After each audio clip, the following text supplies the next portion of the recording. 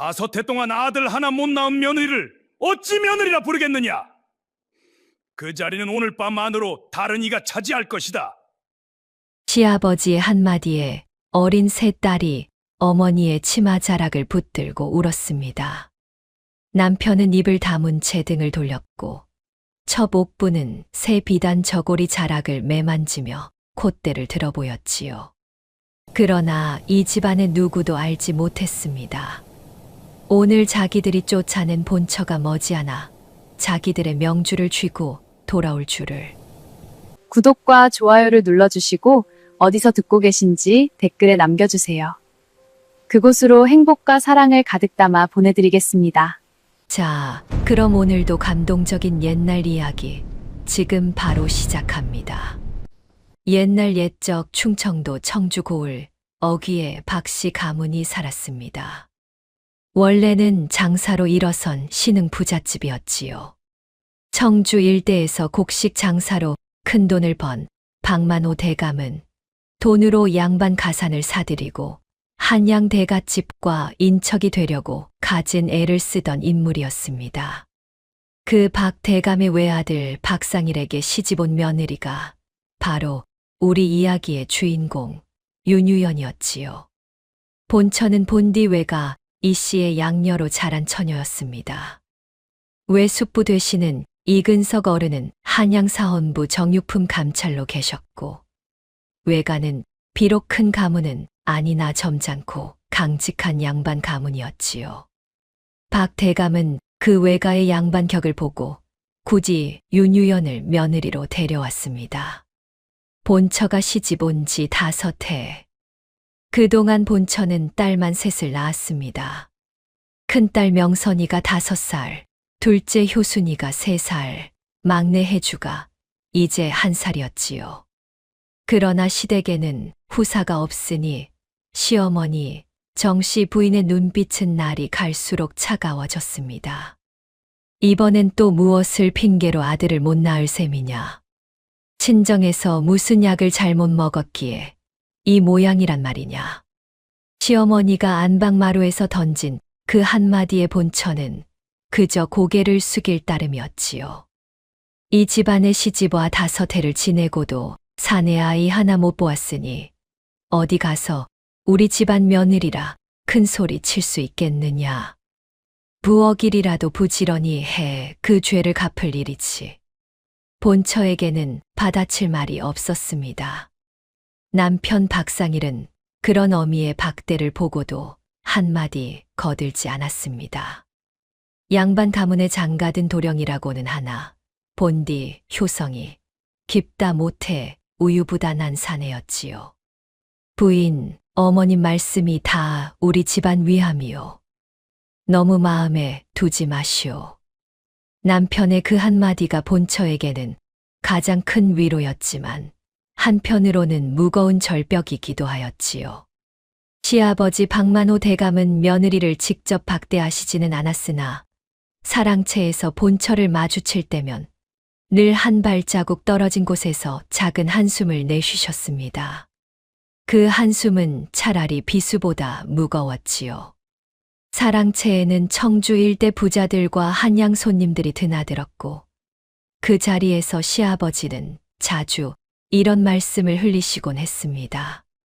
이 집안의 종갓집 도리는 사내 아이 하나 보는 것에 다 있는 법이거늘.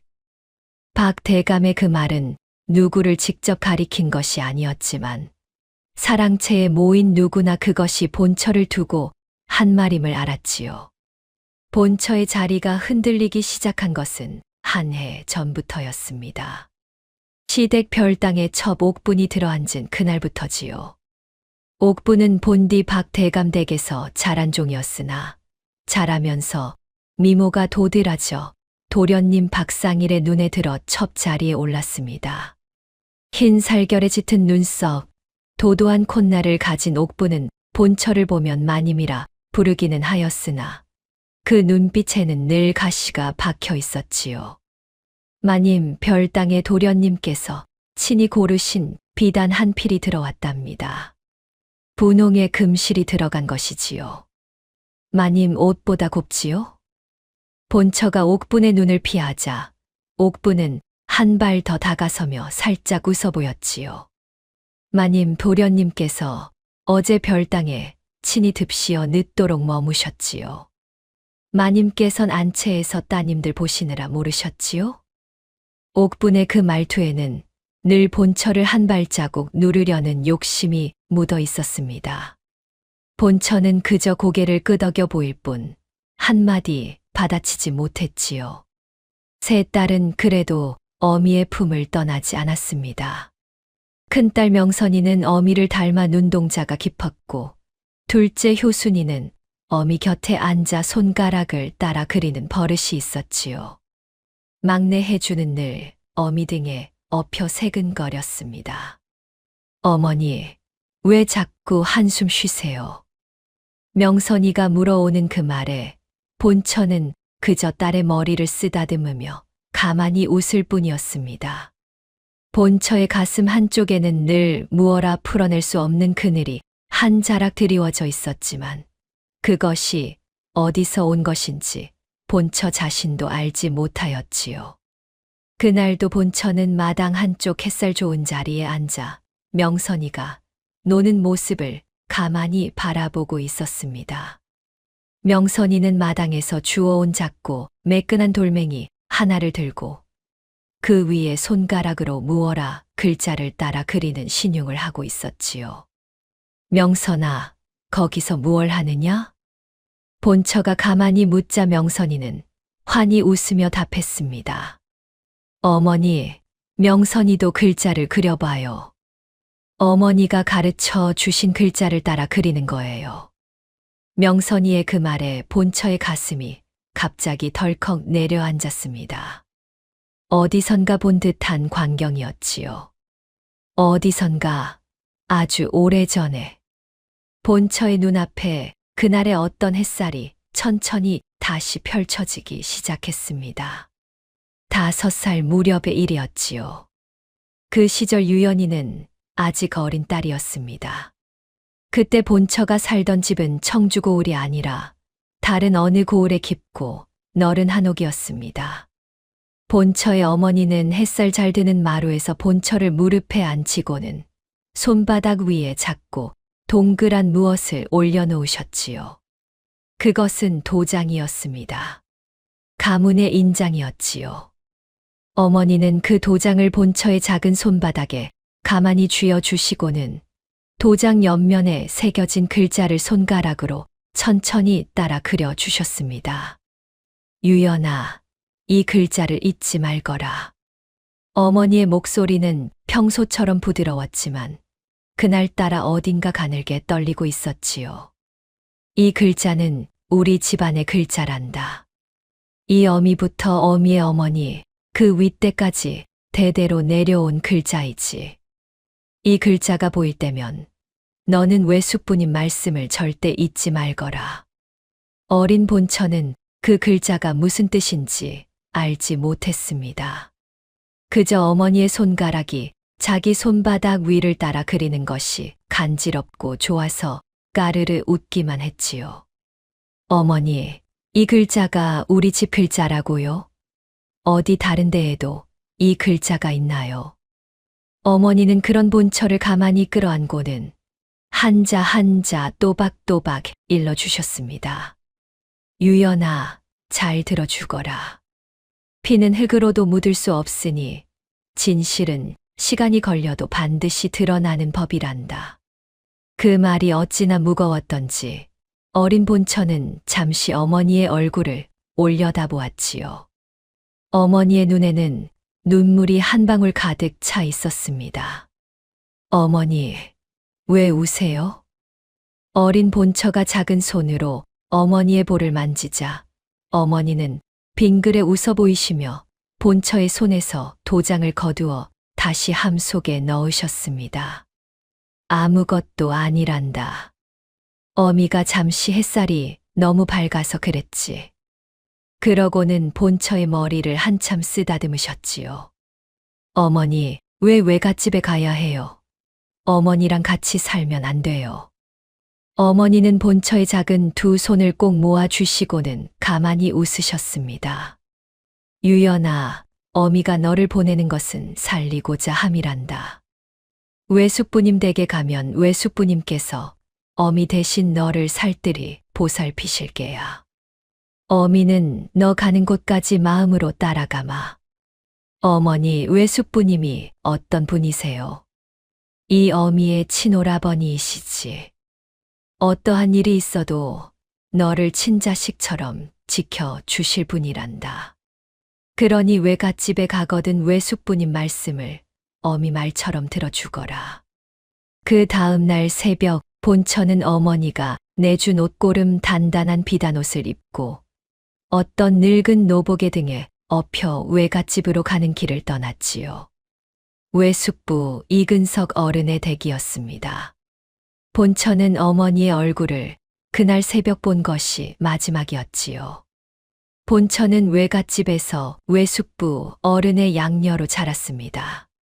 외숙부 어른은 본처를 친딸처럼 거두어 글공부를 가르치셨고 외숙모는 본처의 머리를 곱게 빗겨주셨지요.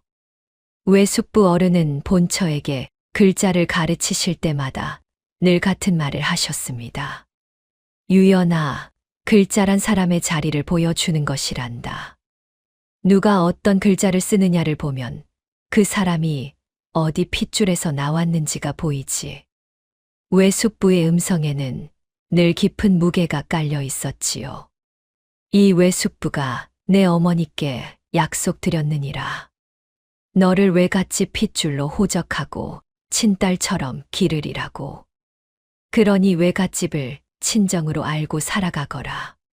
본처는 그 말씀이 좋아 글자를 정성껏 따라 썼습니다. 외숙부께서 보여주시는 글자 중에는 어쩌다 본처의 가슴이 묘하게 떨리는 글자도 있었으나 어린 본처는 그 까닭을 알지 못했지요. 본처가 친아버지에 대해 처음 묻기 시작한 것은 7살이 되어서였습니다. 외숙부님, 제 친아버지는 어떻게 돌아가셨습니까?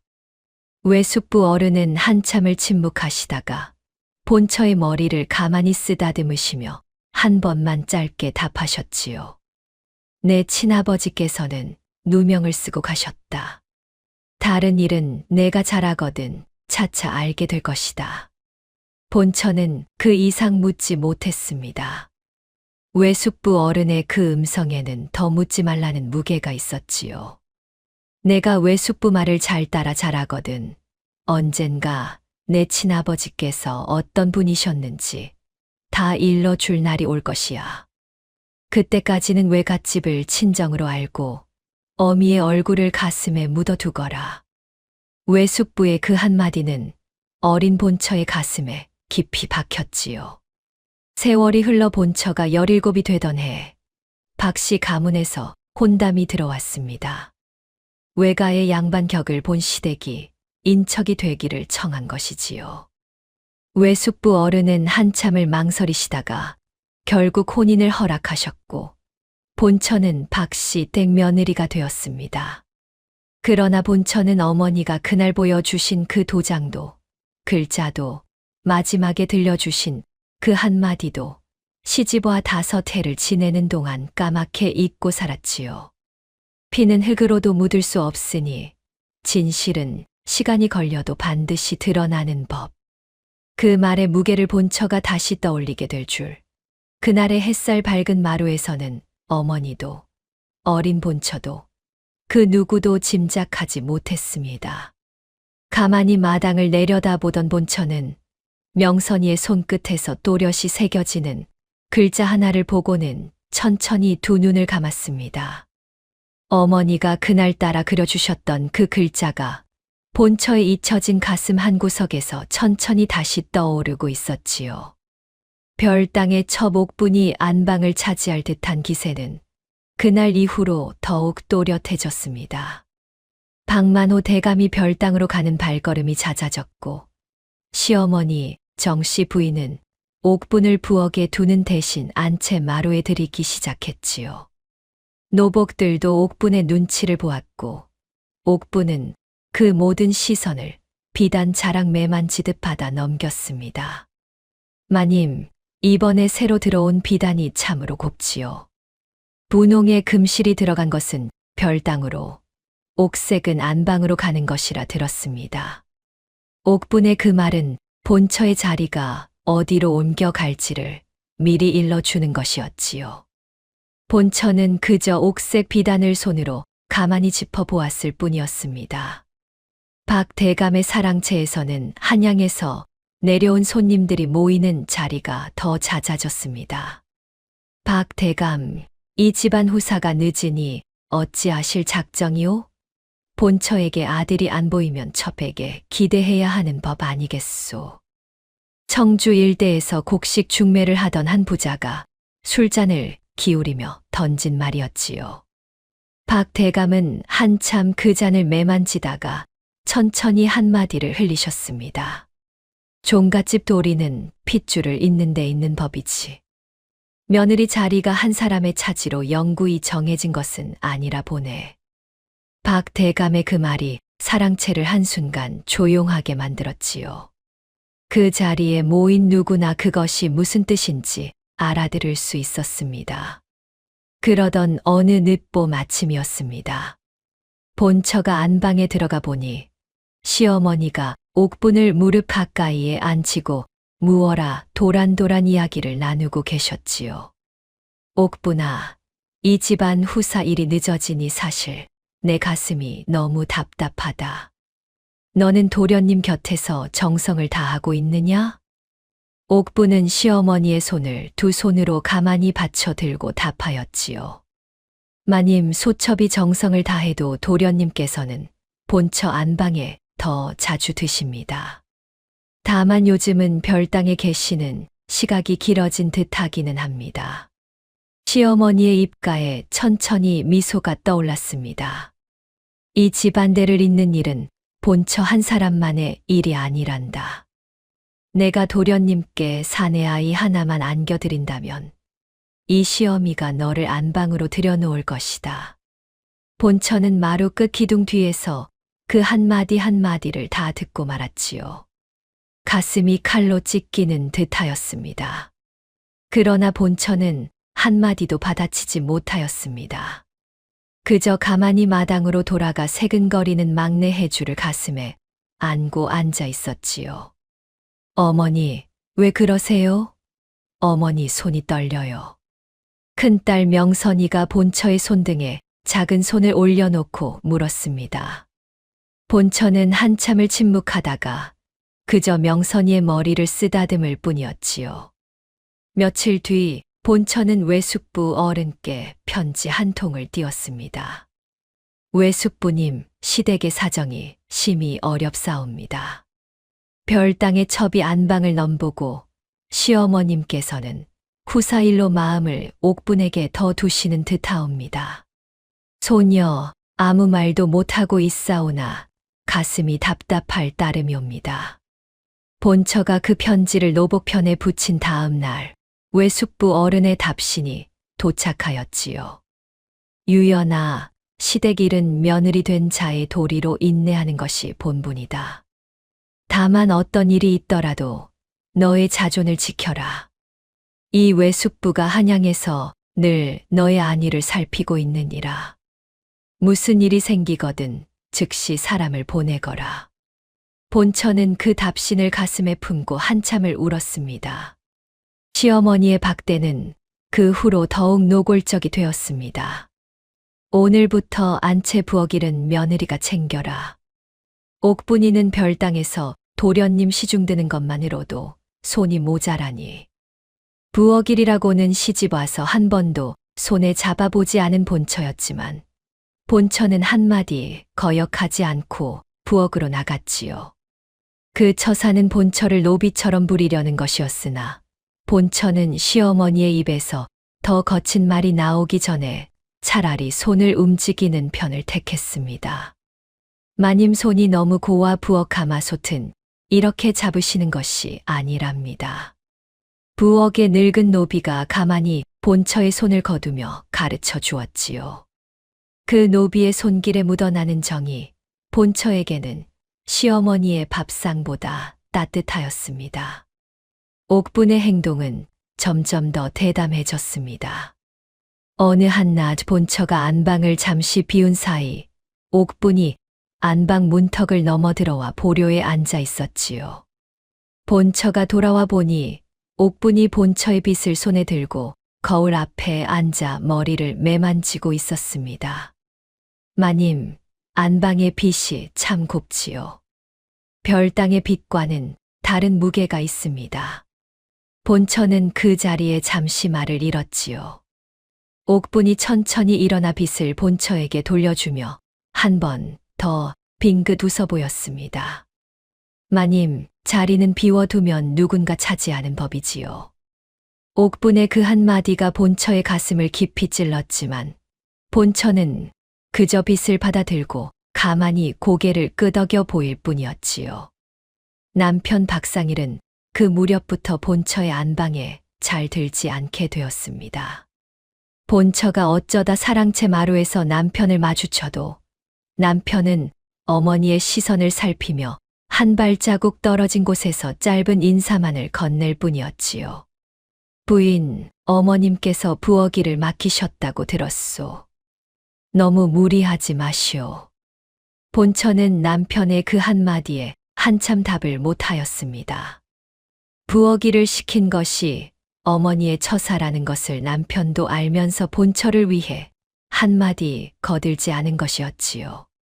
서방님, 별당의 일은 알고 계시지요? 본처가 그 한마디를 어렵사리 던졌을 때 남편은 그저 입을 다물고 사랑채 쪽으로 발걸음을 옮길 뿐이었습니다. 그 침묵이 본처에게는 옥분의 그 어떤 도발보다도 무거웠지요. 옥분은 노복들에게 슬그머니 명을 내리는 일도 잦아졌습니다. 별당으로 새 화로 하나 들여놓아 주거라. 안방의 화로보다 큰 것으로. 별당직이 늙은 노복이 잠시 머뭇거리는 듯 하다가 옥분의 비단 자락 매무새를 한 번 살피고는 고개를 숙였지요. 예, 분부 받들겠습니다. 본처가 그 광경을 마당 한쪽에서 가만히 보고 있었으나 한마디도 거역할 수 없었습니다. 별당으로 들어가는 화로가 한 개일 뿐이라면 다음에는 또 무엇이 그쪽으로 옮겨갈지 본처는 짐작할 수 있었지요. 큰딸 명선이도 시어머니의 박대를 피해 가지 못하였습니다. 어느 저녁 명선이가 안채 마루를 지나다가 시어머니의 발치에서 떨어진 가락지 하나를 주워 드렸을 때였지요. 그것이 손이 빠르기는 하구나. 이 집안에 사내 하나 안 보이고 딸만 들어차니 너희 어미의 친정운이 박해서 그런 것이다. 시어머니의 그 한마디에 5살 명선이가 무슨 뜻인지를 다 알 리 없었지요. 그러나 명선이는 그 자리에서 가락지를 떨어뜨리고 마당으로 뛰쳐 나와 본처의 치마자락에 얼굴을 묻고 울었습니다. 어머니, 할머니께서 명선이가 미운가 봐요. 본처는 명선이의 작은 등을 쓸어내리며 한 번도 흘리지 않은 눈물을 그날 처음 한 방울 떨어뜨렸지요. 본처가 명선이를 가만히 안고 앉아 한참 만에 한마디를 꺼내었습니다. 명선아, 너는 어미의 어미를 본 적이 없지.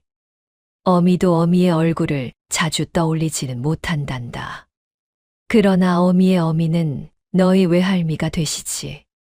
너희 외할미께서 어미에게 일러주신 글자가 있는데 어미가 너에게 그 글자를 한자 그려주마.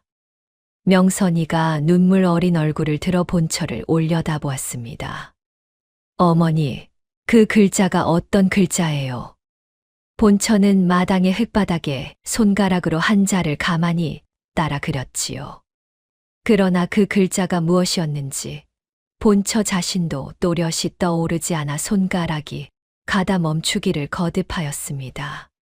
어머니, 끝까지 못 그리시네요. 명선이의 그 말에 본처는 가만히 웃을 뿐이었지요. 그 글자가 무엇이었는지 떠오르지 않는 본처의 가슴은 그날 밤 깊은 곳까지 답답하였습니다. 외숙부의 답신을 가슴에 품은 그날 이후 본처의 눈빛은 한 가지가 달라졌습니다.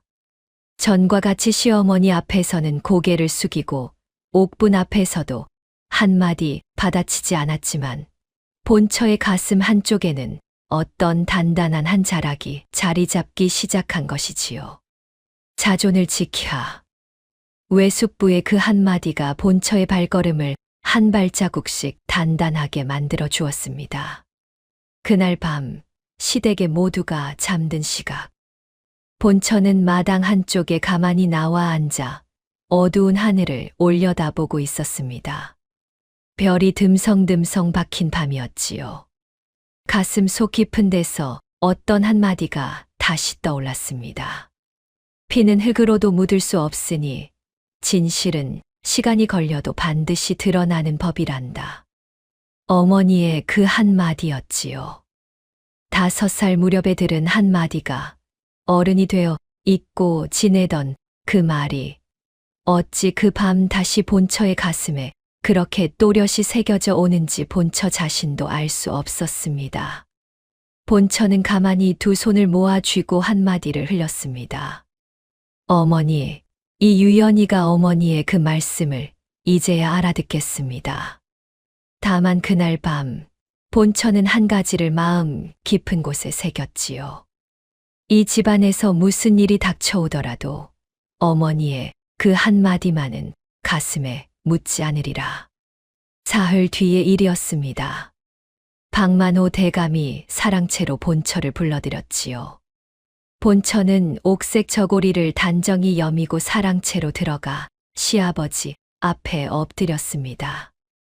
박 대감의 옆자리에는 시어머니 정씨 부인이 앉아 있었고 마루 끝에는 첩 옥분이 새로 지은 분홍 비단 저고리를 입고 콧대를 들어 보이며 서 있었지요. 며느라, 이 시어미가 그동안 너를 어떻게 두고 보아왔는지 잘 알 것이다. 5해를 기다렸으나 사내 아이 하나 보지 못하였으니 이 집안에 더 둘 명분이 없다.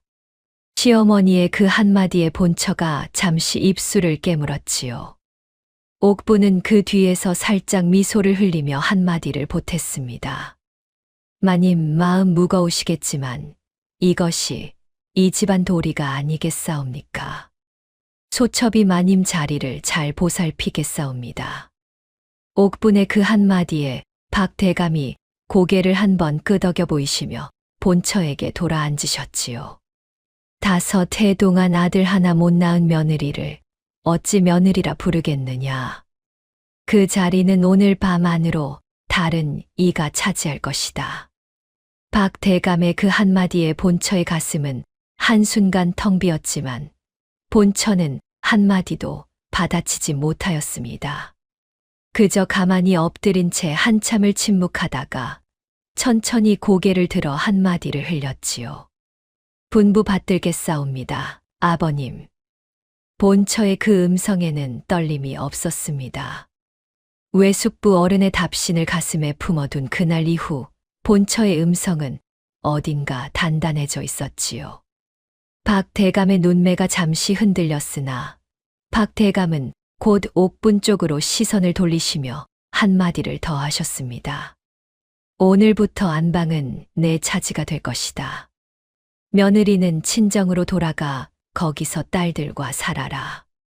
옥부는 그 자리에서 무릎을 꿇고 시아버지께 큰 절을 올렸지요. 본처가 마지막으로 안방으로 돌아가던 그 발걸음에 어린 새 딸이 따라 붙었습니다. 본처는 안방에 들어가 보따리를 꾸리기 시작하였습니다. 비단옷 2벌, 어린 새 딸의 옷고름 한 자락씩 외숙부께서 어릴 적 사주신 비녀 하나. 그것이 본처가 시집 올 때 가져온 것의 거의 전부였지요. 시집와 5해 동안 시댁에서 받은 폐물은 한 점도 가져가지 않았습니다. 큰딸 명선이가 본처의 보따리 곁에 앉아 작은 손으로 옷자락을 매만지며 물었지요. 어머니, 우리 어디로 가요? 외갓집으로 간단다. 어미가 어렸을 적 자란 곳이지. 외숙부님께서 우리를 거두어 주실게야. 명선이는 잠시 그 말을 곱씹다가 살그머니 본처의 무릎에 머리를 기대었습니다. 본처가 보따리를 꾸리고 마당으로 나서려는 그때였습니다. 부엌에 늙은 노비 한 사람이 본처의 곁으로 다가와 가만히 한마디를 흘렸지요. 마님 보따리가 한 점 별당 옥분방에 잘못 옮겨진 듯하옵니다. 마당지기가 짐을 옮기다 헷갈렸지요. 한 점만 챙겨 가시지요. 본처는 잠시 멈칫하다가 어린 세 딸을 마루에 앉혀 두고 별당으로 발걸음을 옮겼습니다. 별당의 마당은 한낮이라 햇살이 가득하였지요. 옥부는 안채 마님 곁으로 인사드리러 간 듯 자리에 없었고 별당 안은 분홍 비단 자락 같은 향기로 가득하였습니다. 본처가 자기 보따리를 찾아 한쪽 구석으로 발걸음을 옮기던 그때 보따리 옆 작은 함 하나가 살짝 열려 있는 것이 눈에 띄었지요. 본처는 한참을 망설이다가 그 함의 뚜껑을 가만히 들어 올려 보았습니다. 함 안에는 비단천에 곱게 쌓인 무엇이 한 점 들어 있었지요.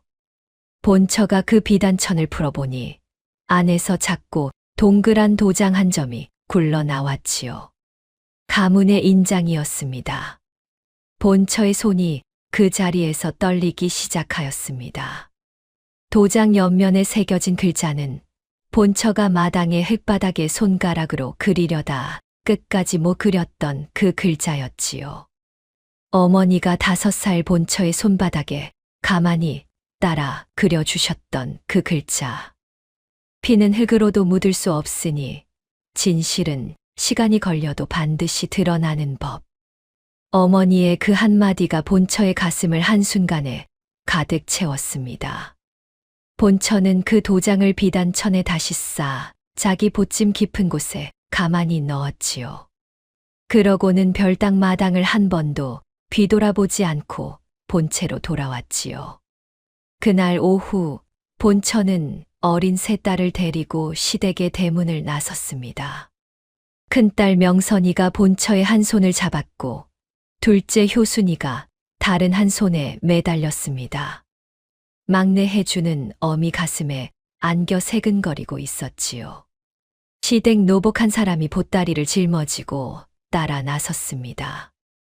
대문을 나서며 본처는 한 번 시댁 사랑채를 돌아보았습니다. 박 대감도 시어머니도 남편도 아무도 마중 나와 있지 않았지요.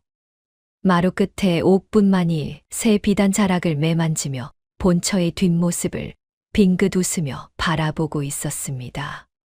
본처는 그 시선을 한 번도 마주치지 않고 발걸음을 옮겼지요.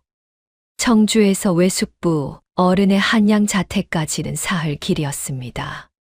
세 딸을 돌아가며 업기도 하고 늙은 노복의 등에 의지하기도 하면서 본처는 한 발 한 발 한양 길을 걸었지요. 보찜 깊은 곳에 그 도장은 발걸음마다 본처의 가슴 한쪽을 무겁게 누르고 있었습니다. 사흘째 저녁 본처가 외숙부 어른의 자택 대문 앞에 섰을 때였습니다. 외숙부 이근석 어른이 직접 대문 밖까지 나오시어 본처의 손을 잡으셨지요.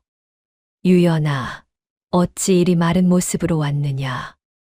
어서 들어오너라. 외숙부 어른의 그 한마디에 본처는 사흘을 참아 온 눈물을 그제야 한 방울 떨어뜨렸습니다. 그날 밤 어린 세 딸이 외숙모의 품에서 잠든 시각. 본처는 외숙부 어른의 사랑채로 들어가 마주 앉았습니다. 외숙부 어른은 본처의 얼굴을 한참 바라보시다가 한마디를 꺼내셨지요. 유연아, 마음을 단단히 먹어라. 친정일은 이제 내가 잘 알아야 할 때가 되었느니라. 본처는 가만히 무릎 위에 손을 올려놓고 고개를 끄덕였습니다. 외숙부님, 소녀가 먼저 보여 드릴 것이 한 점 있사옵니다. 본처는 보찜 깊은 곳에서 비단천에 쌓인 도장 하나를 꺼내어 외숙부 앞에 가만히 내려놓았지요.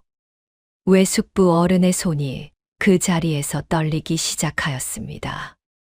외숙부 어른은 한참을 그 도장을 바라보시다가 두 손으로 받쳐 들고 한 번 더 옆면의 글자를 손가락으로 따라 그려보셨지요. 외숙부 어른의 눈가에 천천히 한 줄 눈물이 맺혔습니다. 유연아, 이 도장이 어디서 왔느냐? 시리댁 별당 첩 옥분해함에서 우연히 보았사옵니다. 어머니께서 5살 무렵의 소녀에게 보여주신 그 글자가 이 도장에 있어 소녀가 가만히 가지고 왔사옵니다. 외숙부 어른은 그 자리에서 한참을 침묵하시다가 본처의 두 손을 잡으시며 한마디 한마디를 또박또박 일러주셨지요. 유연아, 이 도장은 너의 친아버지 윤재경 어른의 가문 인장이니라. 이 도장이 무슨 뜻인지를 너는 이제 알아야 할 때가 되었구나. 외숙부 어른은 본처의 손을 잡은 채 한참을 침묵하셨습니다.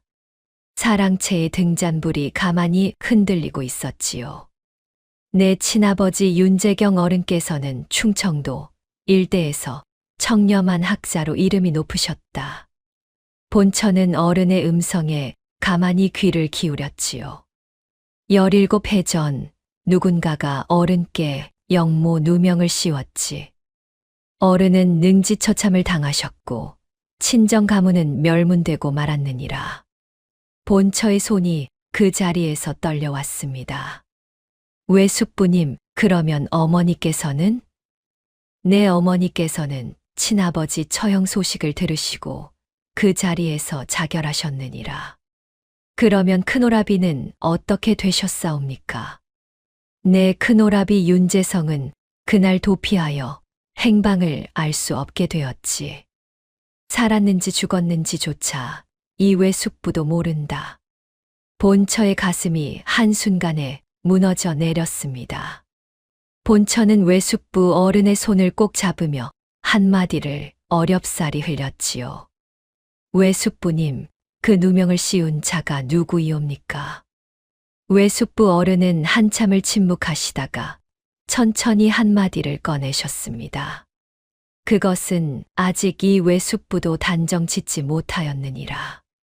다만 친정 토지가 사건 직후 합법 매매 형식으로 어느 신흥 부잣집에 넘어갔지.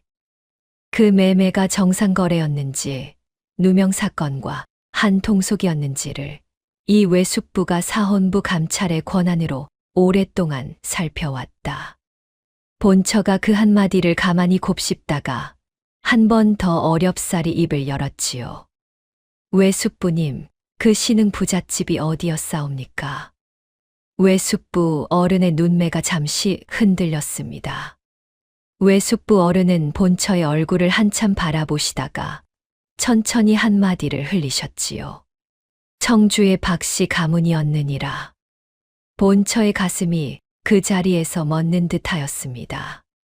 본처가 5해 동안 며느리로 지내온 그 박씨 가문이 친아버지의 토지를 차지한 그 신흥 부잣집이었던 것이지요. 그리고 저 목분의 방에 있던 그 도장이 친정의 가문 인장이었던 것이고요. 본처는 한참을 말을 잇지 못하다가 가만히 두 무릎을 모아 쥐고 한마디를 흘렸습니다. 외숙부님, 이 유연이가 무엇을 해야 하옵니까? 외숙부 어른은 본처의 머리를 가만히 쓰다듬으시며 한참을 침묵하셨습니다. 그러고는 천천히 한마디 한마디 일러주셨지요. 유연아, 이 외숙부가 진실을 추적해 보겠다. 다만 시댁 박씨가 진범인지 아니면 단순한 매수자인지는 아직 단정 지을 수 없느니라. 위조 매매 문서 하나만 잡아도 사헌부 감찰의 권한으로 다시 사건을 조사할 수 있을 것이다. 너는 이 외갓집에서 조용히 어린 세 딸을 거두며 기다려 다오. 외숙부님, 시댁 별당에 그 함 안에는 이 도장 말고도 다른 무엇이 더 있을지도 모르겠사옵니다. 저 목분이 그 도장을 어찌 가지고 있는지를 이 유연이가 알아내야 하옵니다. 외숙부 어른은 본처의 그 한마디에 한참을 침묵하시다가 천천히 한마디를 흘리셨지요. 유연아, 시댁이 너의 정체를 알게 되면 너의 목숨이 위험할 수 있느니라. 너 혼자 시댁으로 다시 돌아가는 일은 결코 허락하지 못한다. 외숙부님, 시댁 안에서 한 사람이 이 유연이를 알아본 듯하옵니다. 그 사람이 누구인지를 이 유연이가 짐작하옵니다. 외숙부 어른의 눈매가 흔들렸습니다.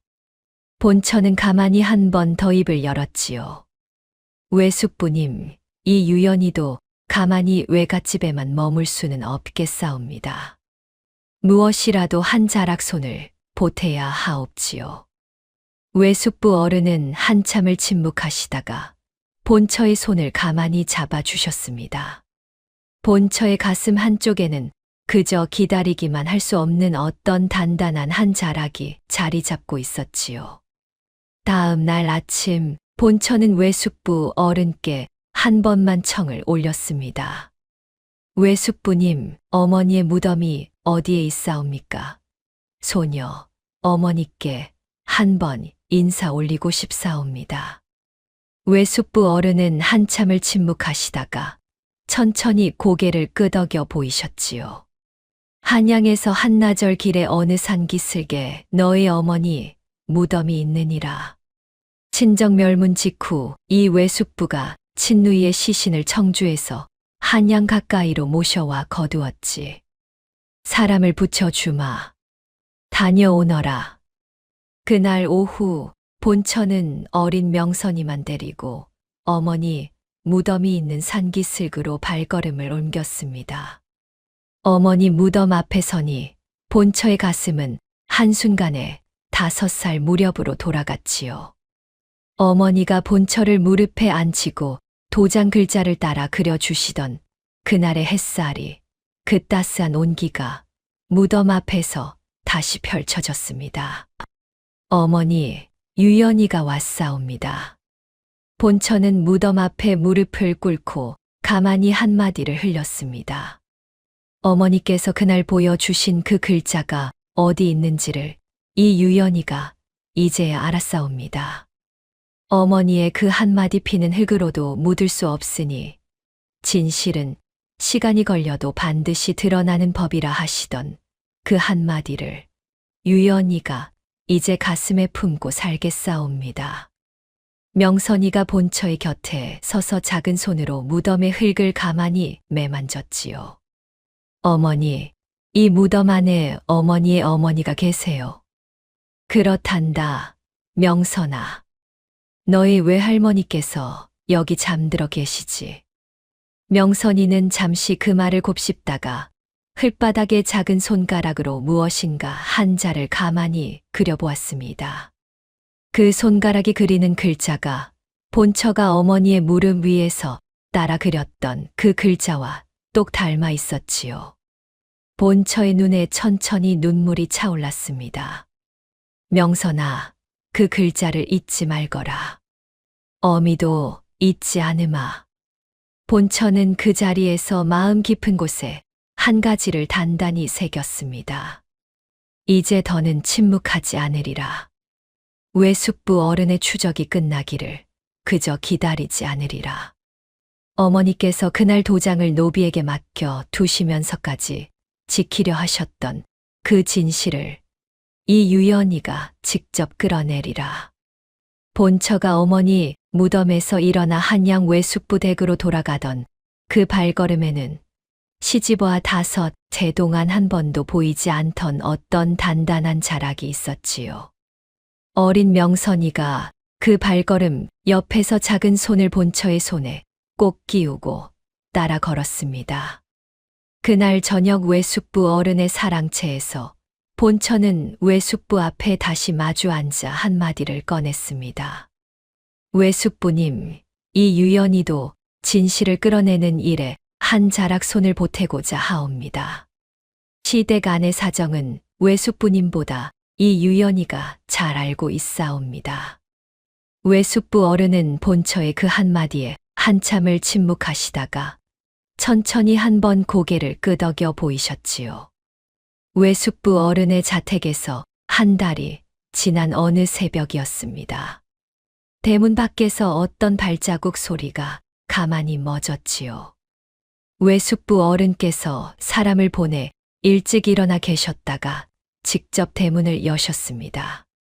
대문 밖에 선 이는 무관 차림의 한 사내였지요.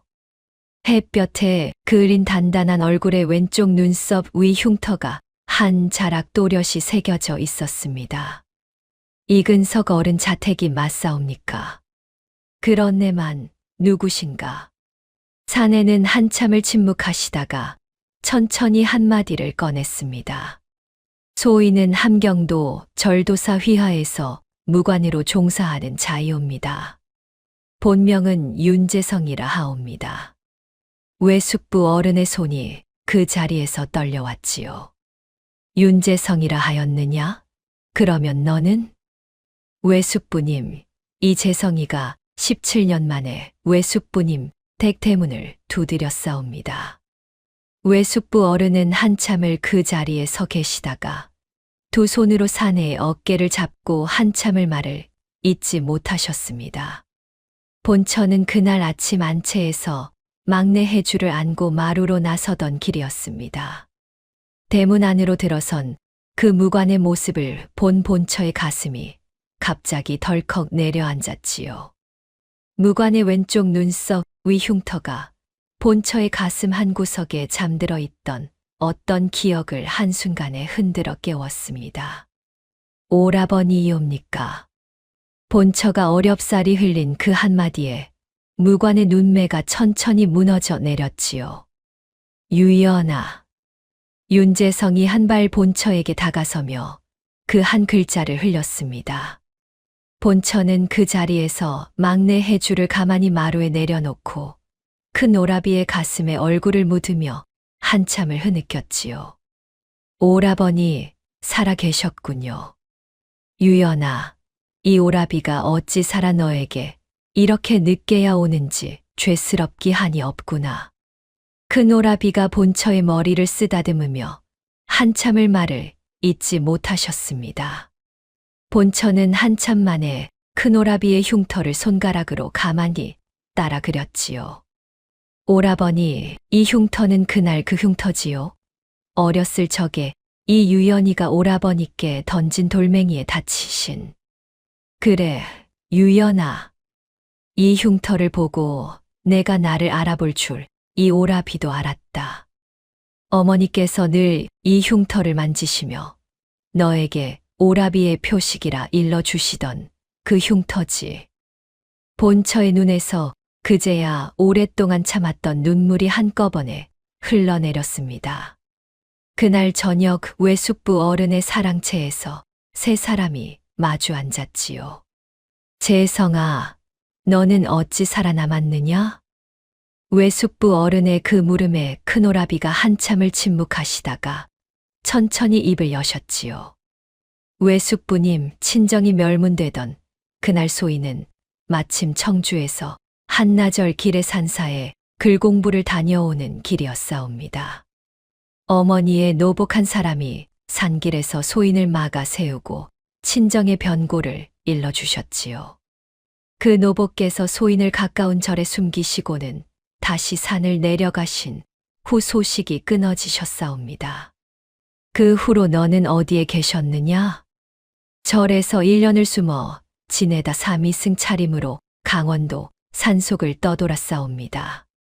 그러다 함경도까지 흘러가 그곳에서 다른 성씨를 빌려 무관 시험을 통과하였사옵니다. 본명을 회복하기를 원하였으나 친정의 죄가 풀리지 않은 채로는 본명을 쓸 수 없었지요.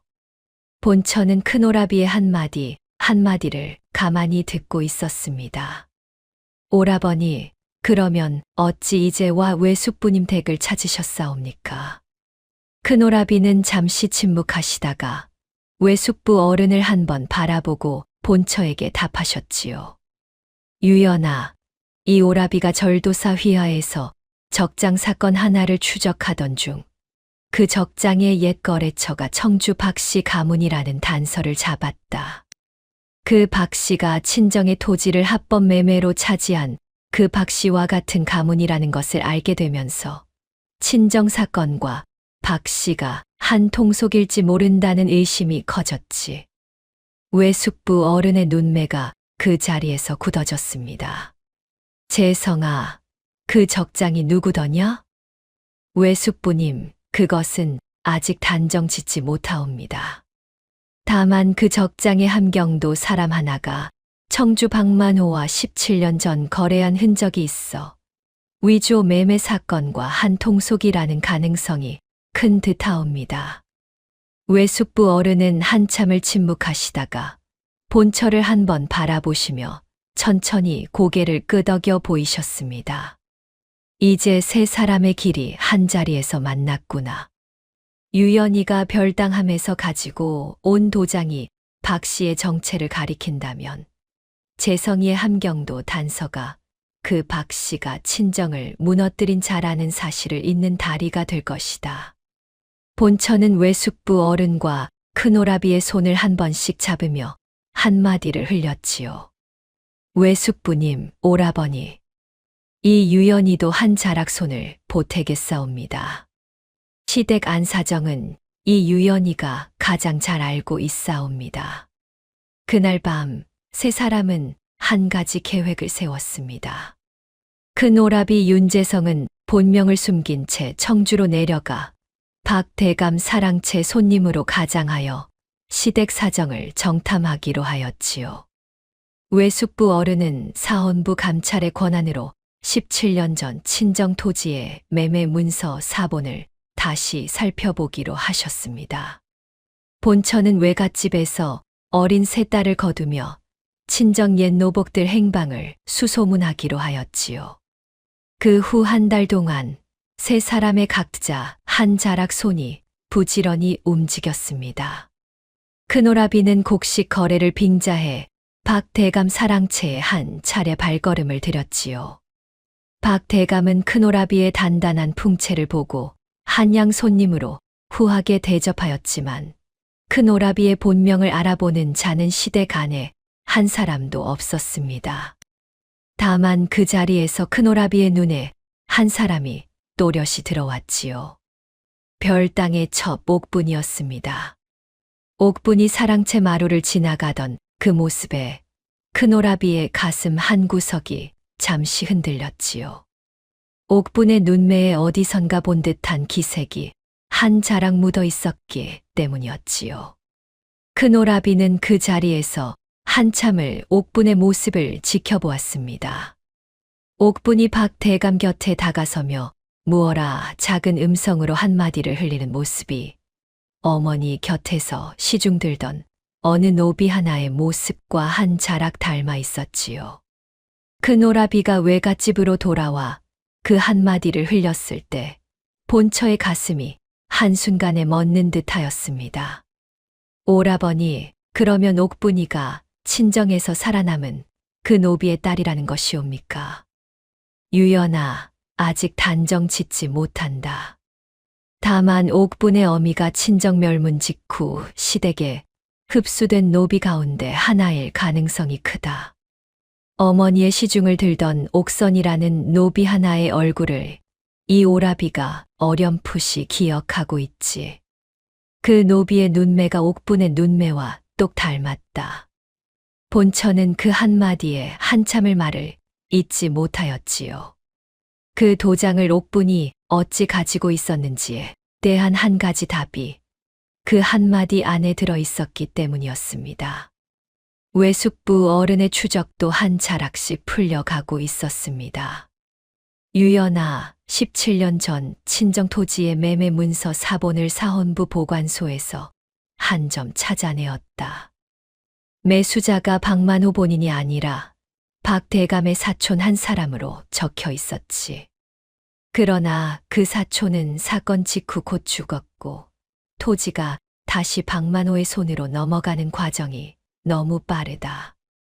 위조 매매의 흔적이 한 자락 보이는 자리이다. 본처는 외숙부 어른의 그 한마디에 가만히 두 손을 모아 쥐었지요. 외숙부님, 친정멸문 직후 어머니의 측근에 계셨던 그 노복의 행방은 알 수 있사옵니까? 어머니께서 도장을 맡기신 그 노비 말씀이옵니다. 유연아, 그 노복을 찾기가 쉽지 않구나. 시댁에 흡수된 노비 가운데 한 사람일 가능성이 큰데 시댁 노비들은 외부와의 접촉이 거의 끊어져 있느니라. 본처는 한참을 침묵하시다가 천천히 한마디를 흘렸습니다. 외숙부님, 이 유연이가 시댁 부엌의 늙은 노비 한 사람을 알고 있사옵니다. 그 노비께서 시집와서 한 번도 소녀를 박대하시지 않았고 부엌 가마솥 잡는 법을 가르쳐 주셨지요. 그분이 어쩌면 친정 시절을 기억하실지도 모르겠사옵니다. 큰 오라비가 본처의 그 한마디에 가만히 고개를 끄덕여 보이셨지요. 유연아, 그 부엌 노비를 한번 만나보자. 이 오라비가 사람을 붙여 그분을 시댁 밖으로 한번 부를 길을 살펴보겠다. 세 사람의 발걸음이 한 자락씩 단단해져 가던 그 무렵, 시댁의 박대감과 저 목분의 시선도 외갓집 쪽으로 한 자락 향하기 시작하였습니다. 큰 오라비 윤재성이 시댁 부엌의 늙은 노비 한 사람을 시댁 밖으로 부른 것은 한 달 뒤의 일이었습니다. 청주 성문 밖 어느 외진 주막에서 본처는 그 늙은 노비를 한 번 더 마주하였지요. 마님, 어찌 소인을 이 자리로 부르셨사옵니까? 늙은 노비의 목소리에는 두려움이 묻어 있었지만 한편으로는 본처를 바라보는 눈가에 나직은 어떤 기색이 한 자락 묻어 있었습니다. 본처는 가만히 보지만 해서 비단천에 싼 도장 한 점을 꺼내어 노비 앞에 내려놓았지요. 늙은 노비의 손이 그 자리에서 떨려왔습니다. 이것이 어찌... 할머니, 이 도장을 알아보시지요. 늙은 노비는 한참을 도장을 바라보시다가 천천히 무릎을 꿇으시며 한마디를 흘리셨습니다. 마님이 그 댁 따님이셨군요. 소인이 어찌 알아뵙지 못하였을까요? 마님께서 5살 무렵 소인이 어머니 마님 곁에서 시중들었사옵니다. 본처의 가슴이 한순간에 무너져 내렸지요. 할머니, 어머니께서 그날 이 도장을 누구에게 맡기셨사옵니까? 마님, 어머니 마님께서는 자결하시기 직전 소인 옆방의 또 다른 노비 하나에게 이 도장을 맡기셨사옵니다. 그 노비의 이름은 옥선이라 하였사옵지요. 옥선이는 어린 딸 하나를 품에 안고 있었사옵니다. 본처와 큰오라비의 시선이 한자리에서 마주쳤습니다. 할머니, 그 옥선이라는 노비가 시댁에 같이 흡수되었사옵니까? 그렇사옵니다, 마님. 옥선이는 시댁에 흡수된 후 한 해 만에 죽었고 그 어린 딸 하나가 시댁에서 자랐사옵지요. 그 딸의 이름이... 늙은 노비의 음성이 잠시 끊겼습니다. 본처가 가만히 이어 답하였지요. 옥분이 아니옵니까?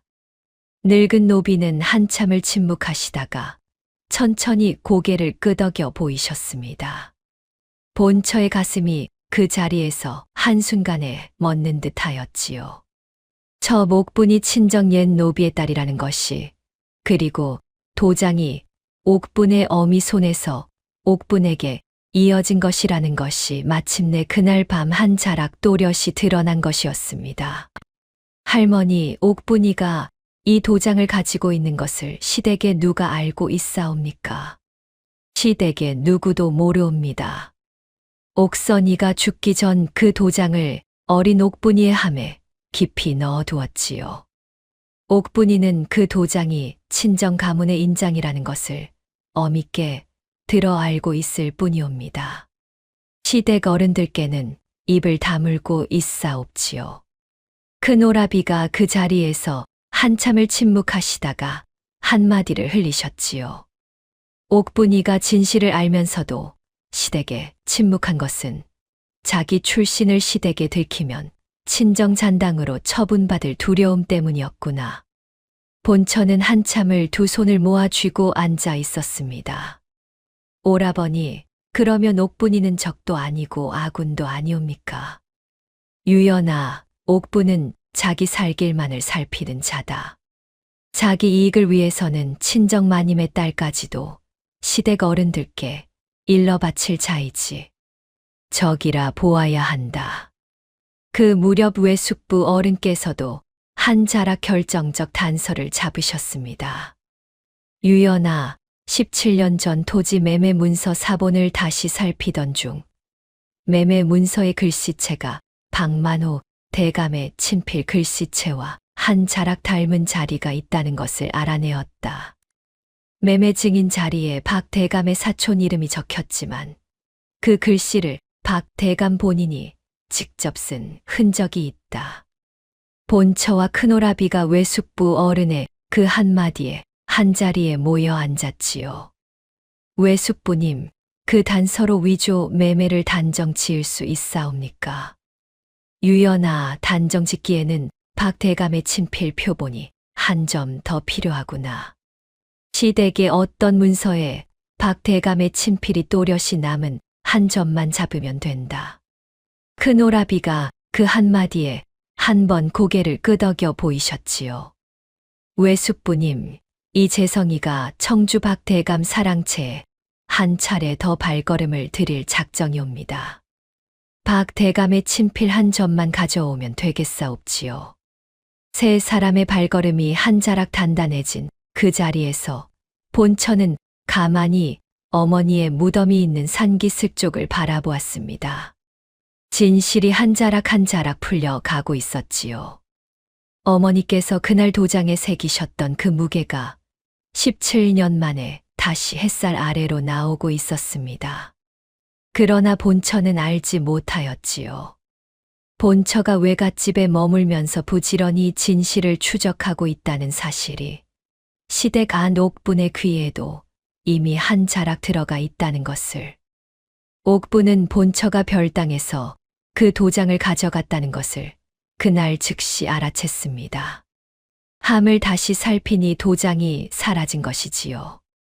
옥분은 그 자리에서 한참을 침묵하시다가 시댁 안 누구에게도 그 사실을 알리지 않고 자기 가슴에 묻어두었습니다. 다만 옥분이 그 후로 본처의 행방을 부지런히 살피기 시작하였지요. 시댁 부엌의 노비 하나가 청주 성문 밖 주막으로 한 번 다녀온 사실을 옥분이 알아채는 데에는 보름이 채 걸리지 않았습니다. 마님, 부엌 늙은 노비 하나가 한양에서 내려온 무관 한 사람과 본처 마님을 청주 성문 밖에서 만났다 하옵니다. 옥분의 충직한 종 하나가 별당에서 그 한마디를 옥분에게 흘렸을 때 옥분의 손이 그 자리에서 떨려왔지요. 옥분은 한참을 침묵하시다가 시아버지 박 대감을 별당으로 모셨습니다. 대감마님, 본처 마님께서 외갓집에서 시댁일을 무어라 계시는 듯하옵니다. 한양사헌부 감찰이라는 이근석 어른이 직접 17년 전 사건을 다시 살피신다는 풍문도 청주에 들리옵니다. 시댁의 예질이 다시 한번 들춰질지 모르겠사옵니다. 박 대감의 눈매가 그 한마디에 그 자리에서 굳어졌지요. 옥분아, 17년 전 일이라 함은 무엇을 가리키는 것이냐? 대감마님께서 한양 사촌분 손을 빌려 청주 윤씨 가문의 토지를 사들이신 그 일이 없지요. 박 대감은 한참을 침묵하시다가 옥분의 어깨에 한 손을 올려놓으시며 천천히 한마디를 흘리셨습니다. 옥분아, 너는 어찌 그 일을 알고 있느냐? 대감마님, 이 옥분이는 시댁에서 자라며 들은 풍문 외에는 아는 것이 없사옵니다. 다만 그 풍문이 사실이라면 본처 마님께서 무엇을 캐고 계신 것인지가 궁금할 따름이 없지요. 박 대감의 눈매가 옥분을 한번 깊이 살피셨지요. 그러나 박 대감은 옥분의 출신을 의심하시지는 못하셨습니다. 다음 날 아침 박 대감은 자기 사촌의 옛 인맥을 한 번 더 흔드시기 시작하였습니다. 한양 사헌부 안에 우리 박 가문 손이 닿는 자리를 다시 살펴봐 주시오. 외숙부 이근석이라는 자의 직권을 한 자락 묶어 둘 손이 필요할 것이오. 본처와 큰오라비와 외숙부 어른의 가짜 승리는 그 한마디 명령이 떨어지던 그 시각부터 한 자락씩 흔들리기 시작하였지요. 박 대감의 손이 한양 사헌부 안 깊은 곳까지 뻗치는 데에는 보름이 채 걸리지 않았습니다. 박 대감은 자기 사촌의 옛 인맥 하나를 통해 사헌부 대사헌 어른께 한 자락청을 넣으셨지요. 청은 단순하였습니다. 17년 전에 종결된 사건을 정육품 감찰 한 사람의 권한으로 다시 들추는 일은 사헌부의 위신에 관계되는 일이라는 것이었지요. 대사헌 어른은 그 청을 한참 들으시다가 한 번 헛기침을 하시고는 외숙부 이근석 어른을 사헌부 정청으로 부르셨습니다. 이 감찰 17년 전 청주 윤씨 가문 사건을 다시 살피고 있다 들었네. 그렇사옵니다. 대사헌 어른. 이 감찰, 그 사건은 이미 종결된 사건이 아닌가. 새로 단서가 잡힌 것이 아니라면 더는 들추지 말게. 외숙부 어른의 음성이 그 자리에서 떨려왔지요. 대사헌 어른, 위조 매매의 흔적이 한 자락 잡혔사옵니다. 박만호 대감의 친필이 매매 문서에 한 자락 남아있는 것이 없지요. 대사헌 어른은 한참을 침묵하시다가 천천히 한마디를 흘리셨습니다. 이 감찰, 그것만으로는 부족하네. 박 대감의 친필이라는 것도 너 한 사람의 단정이 아닌가. 단서가 한 자락 더 단단해질 때까지 그 사건은 이 감찰의 권한받기라 보아야 하네. 사흘 내로 그 단서를 사헌부 정청에 제출하지 못한다면 이 감찰의 직권을 잠시 정지할 수밖에 없네. 외숙부 어른은 그 자리에서 한참을 침묵하시다가 천천히 고개를 숙이셨지요. 같은 날 청주에서는 또 다른 일이 한 자락 벌어졌습니다.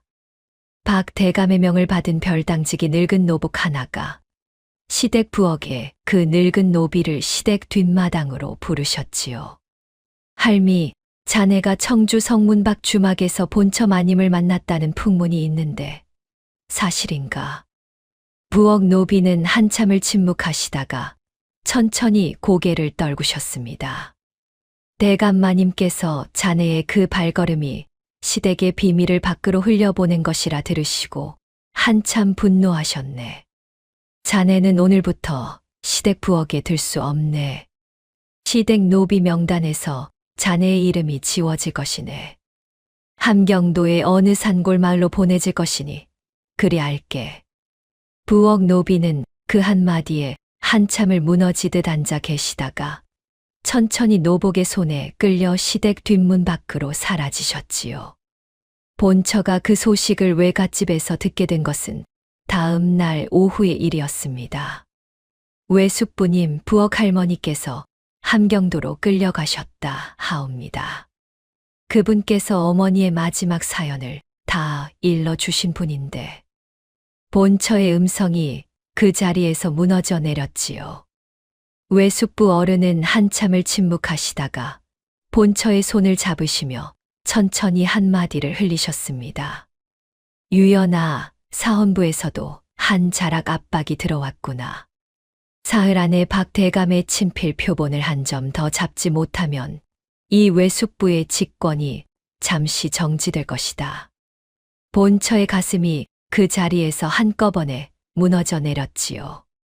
부엌 노비를 잃었고 외숙부 어른의 직권까지 흔들리게 된 것이었습니다. 외숙부님, 어찌하면 좋겠사옵니까?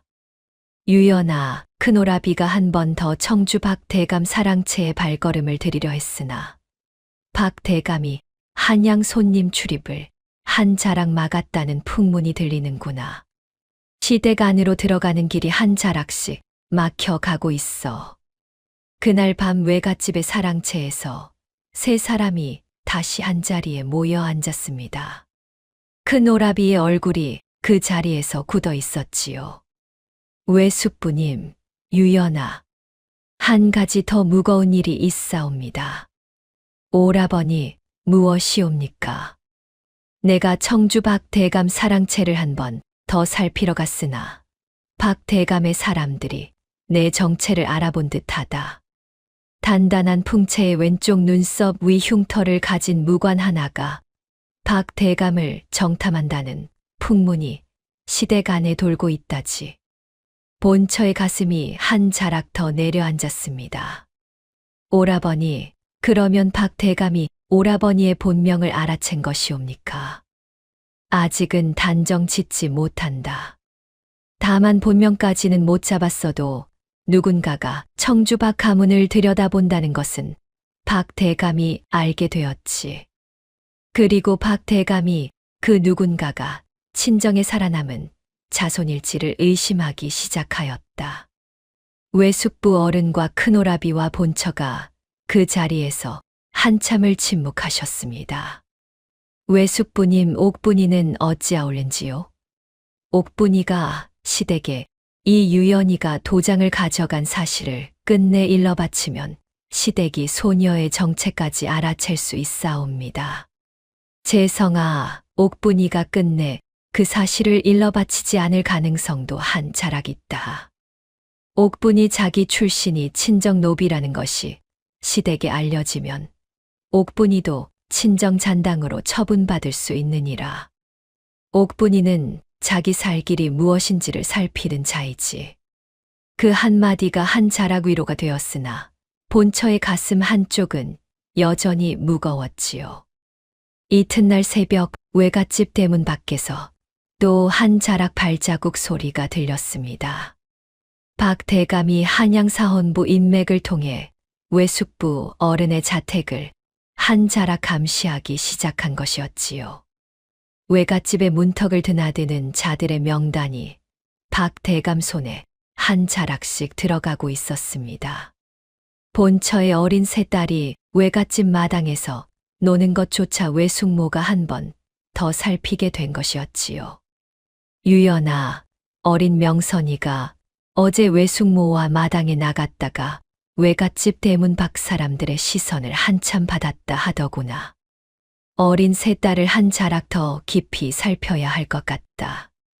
외숙모의 그 한마디에 본처의 가슴은 거의 무너지듯 하였지요. 진실에 거의 닿았다 느꼈던 그 가짜 승리는 한 자락씩 무너져 가고 있었습니다. 부엌 노비를 잃었고 외숙부 어른의 직권이 사흘 안에 정지될 위기에 놓였고 큰 오라비의 정체까지 박대감 손에 거의 닿아 있었습니다. 본처의 어린 세 딸까지 외갓집 안에 가둬 두어야 할 만큼 위협이 가까이 와 있었지요. 그날 밤 본처는 외갓집 마당의 어두운 한쪽에 가만히 나와 앉아 있었습니다. 별이 듬성듬성 박힌 밤이었지요. 어머니께서 5살 무렵의 본처에게 도장 글자를 따라 그려주시던 그날의 햇살이, 그날 어머니께서 마지막으로 흘리신 그 한마디가 본처의 가슴 한구석에서 다시 떠오르고 있었습니다. 피는 흙으로도 묻을 수 없으니 진실은 시간이 걸려도 반드시 드러나는 법이란다.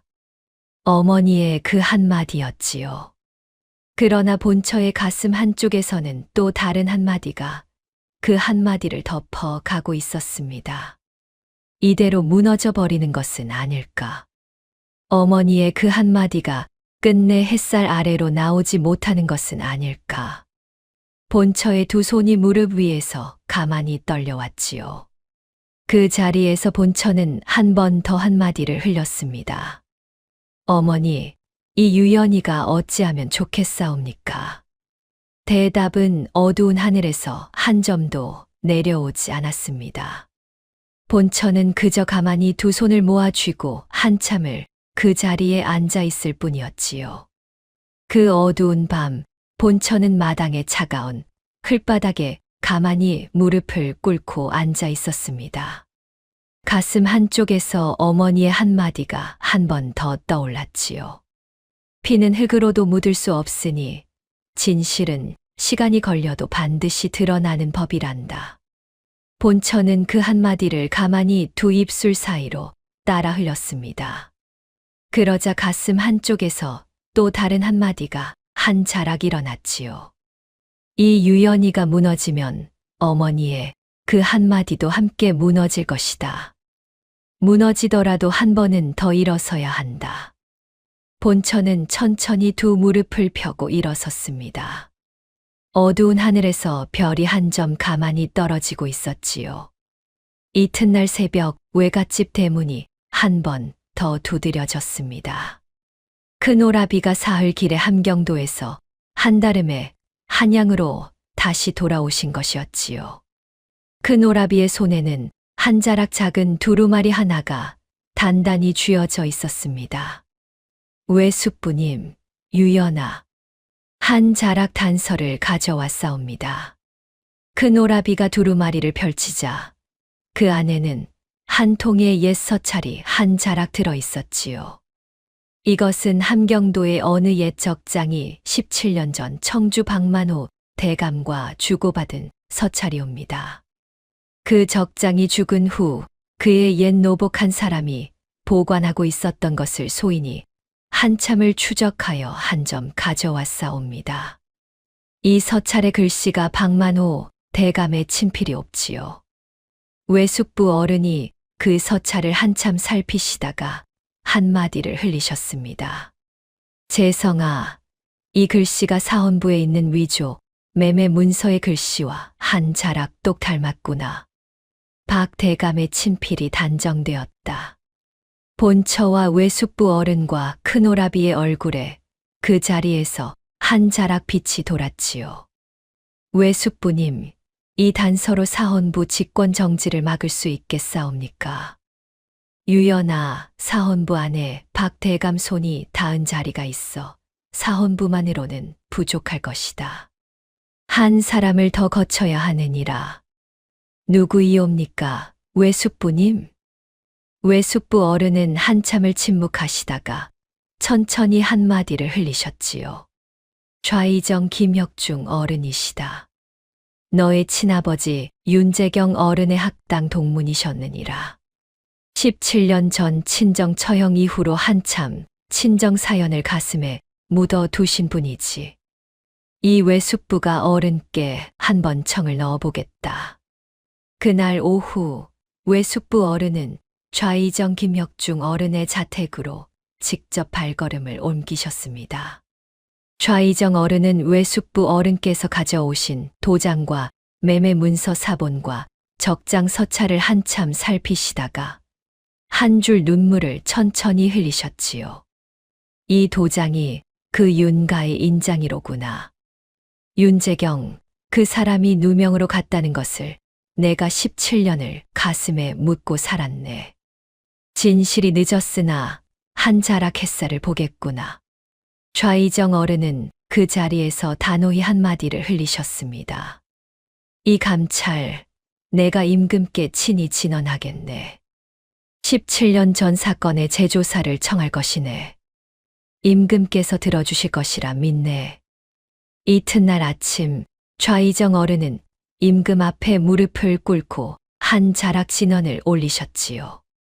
전하, 17년 전 충청도 청주의 윤재경이라는 학자가 누명을 쓰고 처형된 사건이 있사옵니다. 신은 그 윤재경의 학당 동문으로서 17년을 가슴에 그 사연을 묻고 살았사옵니다. 이번에 한 자락 결정적 단서가 잡혀 그 사건을 다시 살피지 않을 수 없게 되었사옵니다. 전하, 신의 무릎 위에 윤재경의 살아남은 딸과 사헌부 감찰 한 사람이 함께 있사옵니다. 부디 친국을 명하시어 진실의 한 자락을 햇살 아래로 끌어내 주시옵소서. 임금께서는 한참을 침묵하시다가 천천히 한마디를 흘리셨습니다. 좌이정의 진언이 무겁다. 친국을 명하노라. 그 한 자락 명이 떨어지던 시각, 청주 박대감의 사랑채에서는 박대감과 시어머니, 정씨 부인과 첩 옥분이 한자리에 모여 술잔을 기울이고 있었지요. 박대감은 사헌부에서 외숙부 어른의 직권이 곧 정지될 것이라는 풍문을 한 자락 듣고 안심하고 계시던 중이었습니다. 그러나 그 안심은 그날 저녁 의금부 군관 한 무리가 청주 박대감 사랑채 대문을 한 번에 두드릴 때까지였지요. 박만호 대감, 임금의 친국명이 떨어졌습니다. 한양으로 동행하셔야겠습니다. 박 대감의 손이 그 자리에서 무너지듯 술잔을 떨어뜨리셨습니다. 며칠 뒤 한양 의금부의 친국장이었습니다. 임금 앞에 박만호 대감과 시어머니, 정씨 부인과 박상일과 첩 옥분이 모두 무릎을 꿇었지요. 그 맞은편에는 본처 윤유연과 외숙부 이근석 어른과 큰오라비 윤재성과 좌의정 김혁중 어른이 한자리에 서 있었습니다. 본처가 임금 앞에 한 자락 도장을 가만히 내려놓았지요. 전하, 이것은 친아버지 윤재경 어른의 가문 인장이옵니다. 어머니께서 자결하시기 직전 친정 노비 옥선의 손에 맡기셨고 옥선의 딸 옥분이 시댁에서 보관해 왔사옵니다. 어머니께서 5살 무렵의 소녀에게 가르쳐 주신 그 글자가 이 도장에 있사옵지요. 임금께서는 그 도장을 한참 살피시다가 본처에게 한마디를 던지셨습니다. 내 어머니께서 너에게 가르치신 그 글자가 무엇이었느냐? 본처는 한참을 침묵하시다가 가만히 손가락으로 친국장 바닥에 한자를 따라 그렸지요. 그 글자는 도장 옆면의 글자와 똑같았습니다. 전하, 어머니께서 늘 이 글자를 손가락으로 따라 그리셨사옵니다. 임금께서 큰오라비를 향해 한마디를 던지셨습니다. 무관 윤재성, 너는 어찌 살아 이 자리에 섰느냐? 큰오라비가 머리를 숙이며 답하였지요. 전하, 소인은 친정멸문 그날 산사에서 글공부를 다녀오던 길이었사옵니다. 어머니의 노복한 사람이 산길에서 소인을 맞고 친정의 변고를 일러주셨지요. 그 후 절에 숨었다가 함경도까지 흘러가 다른 성씨로 무관 시험을 통과하였사옵니다. 본명을 회복하지 못한 채 17년을 살았사옵지요. 임금께서 큰오라비의 왼쪽 눈썹 위 흉터를 한참 살피시다가 본처를 한번 바라보시며 천천히 고개를 끄덕여 보이셨습니다. 외숙부 어른이 그 자리에서 위조 매매 문서 사본과 함경도 적장의 서찰을 임금 앞에 한 자락 펼치셨지요. 전하, 이 두 문서의 글씨체가 한 자락 똑 닮았사옵니다. 매매 문서의 증인 자리에 박 대감의 사촌 이름이 적혔으나 그 글씨를 박만호 대감 본인이 직접 쓴 흔적이 있사옵지요. 함경도 적장의 서찰 또한 박 대감의 친필이옵니다. 17년 전 친정 처형이 위조에 의한 것이었음이 한 자락 드러나는 자리이옵니다.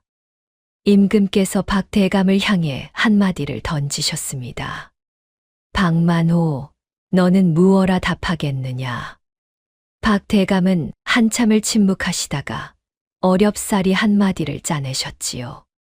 전하, 이는 모두 누명이옵니다. 그 매매 문서는 신의 사촌이 작성한 것이옵고 신은 한 자락 관여한 바가 없사옵니다. 그때였습니다.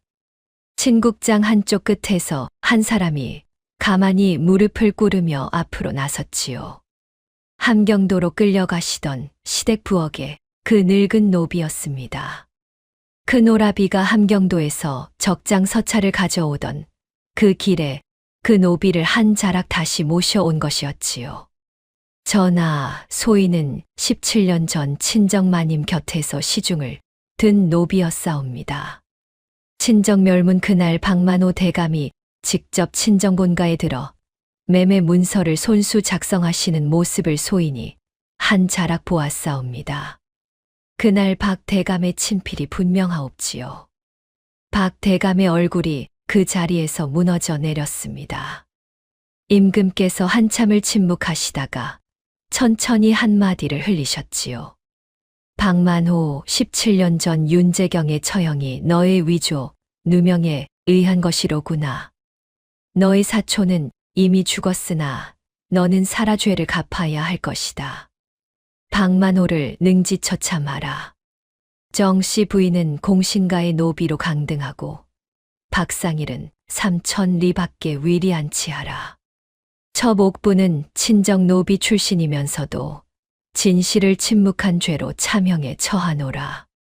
박 대감과 시어머니와 박상일과 옥분의 통곡이 친국장에 가득 울려 퍼졌습니다. 임금께서 본처와 큰오라비를 향해 마지막 한마디를 흘리셨지요. 윤재경의 신원을 복원하노라. 친정 토지를 모두 환수하여 윤재성에게 돌려주고 윤유연에게는 친정 가문 회복의 영예를 내리노라. 본처와 큰오라비와 외숙부 어른과 좌의정 어른이 그 자리에서 한 자락 깊이 머리를 숙였습니다. 본처의 가슴이 그제야 한 자락 가벼워졌지요. 어머니의 그 한마디가 17년 만에 햇살 아래로 한 자락 또렷이 나온 것이었습니다. 친국이 끝난 뒤 한 달이 지난 어느 날 본처와 큰오라비는 청주의 옛 친정 본가 자리로 함께 발걸음을 옮겼습니다. 박 대감의 손에 강탈된 그 토지는 임금의 명에 따라 한 자락 한 자락 환수되었지요. 본가의 옛 한옥은 17년의 세월에 한참 무너져 있었으나 큰오라비의 손길로 한 자락씩 다시 일어나기 시작하였습니다. 유연아, 이 오라비가 본명을 회복하여 윤재성으로 다시 살게 되었구나. 친정 가문에 끊어졌던 한 자락이 다시 이어진 것이지. 오라버니, 어머니께서도 이 모습을 아시겠지요. 큰오라비는 본처의 어깨에 한 손을 가만히 올리시며 옛 마당의 햇살을 한참 바라보셨습니다. 유연아, 어머니께서는 이 모든 모습을 알고 계실 게다. 어머니의 한마디가 결국 우리를 여기까지 데려다 놓은 것이 아니냐. 새 어린 딸이 옛 마당에서 까르르 웃으며 뛰어다니고 있었지요. 큰딸 명선이가 둘째 효순이의 손을 잡고 마당을 한 바퀴 돌고 있었고, 막내 혜주는 본처의 가슴에 안겨 까만 눈으로 옛 마당의 햇살을 가만히 따라가고 있었습니다. 청주에서 며칠을 머물며 옛 본가를 한 자락 살핀 본처는 어린 세 딸을 데리고 다시 한양 외숙부 어른의 자택으로 돌아왔지요. 가을이 깊어 가던 어느 한낮이었습니다. 본처는 어린 세 딸을 데리고 어머니 무덤이 있는 산기슭으로 발걸음을 옮겼지요. 큰오라비 윤재성도 함께였습니다. 어머니의 무덤 앞에서 본처는 가만히 무릎을 꿇고 한자를 흙바닥에 따라 그렸습니다. 가문의 그 글자였지요. 막내 혜주가 본처의 무릎에 안겨 새근거렸고, 둘째 효순이가 본처 옆에서 작은 손을 모아 쥐고 있었습니다. 큰딸 명선이가 본처의 곁에 가만히 무릎을 꿇으며 작은 손가락으로 어머니의 글자 옆에 똑같은 한자를 따라 그렸지요. 어머니, 명선이도 이제 이 글자를 끝까지 그릴 줄 알아요. 본처는 명선이의 머리를 가만히 쓰다듬으며 어머니의 무덤을 한참 바라보았습니다. 명선아, 어미의 어미께서 너희 외할미이시다. 외할미께서 어미에게 가르쳐 주신 이 글자를 어미가 너에게 일러주마. 너도 잘하거든 너의 딸에게 이 글자를 가르쳐 주거라. 명선이가 가만히 고개를 끄덕여 보였지요. 본처가 무덤 앞에 가만히 한마디를 더 흘렸습니다. 어머니, 어머니께서 그날 들려주신 그 한마디 피는 흙으로도 묻을 수 없으니 진실은 시간이 걸려도 반드시 드러나는 법이라 하시던 그 한마디를 이 유연이가 가슴에 묻지 않고 살았사옵니다. 어머니, 이제는 편히 잠드시옵소서. 큰 오라비가 본처의 곁에 무릎을 꿇으며 한마디를 보태셨지요. 어머니, 이 재성이도 어머니의 그 한마디를 17년 가슴에 품고 살았사옵니다. 친정 가문의 한 자락이 다시 햇살 아래로 나왔사오니 어머니께서도 한시름 놓아 주시옵소서. 가을 햇살이 무덤 위로 가만히 내려앉고 있었지요. 이렇게 윤유연이라는 한 양반과 본처가 시댁에서 쫓겨나 어머니의 한마디 하나로 친정 가문을 회복한 이야기는 청주 일대의 한 자락천에 내려오게 되었습니다. 피는 흙으로도 묻을 수 없는 법이지요. 진실은 시간이 걸려도 반드시 드러나는 법이고요. 다음 영상을 빠르게 만나보시려면 좋아요와 구독을 눌러주세요.